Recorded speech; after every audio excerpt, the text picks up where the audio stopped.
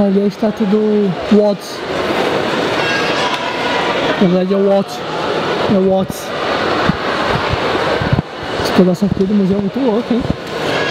É só o tamanho disso. Imenso. Muito bonito.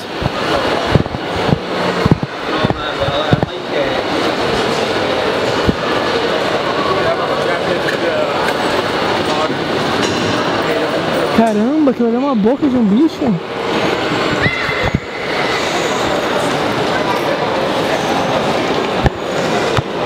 Que louco. Aqui tem um barco que eu tô vendo, tipo... Pô, eu queria deixar o peitinho muito longe, mas... Só rapidão pra mostrar pra vocês. Aqui tem um barco. E aqui tem tipo um boi. Fóssil de um boi. Ali tem mais algumas espadas, uns vasos e tal. Pô, legal, cara, botar essas coisas assim, não só em uma galeria fechada. Olha lá.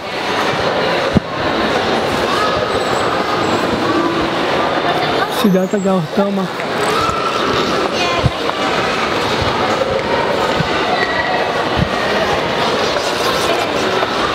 Aqui mais um Buda.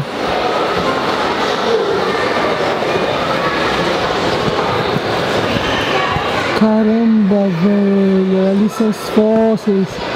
Bem, galera, eu volto já, tá? Eu primeiro tirar umas fotos.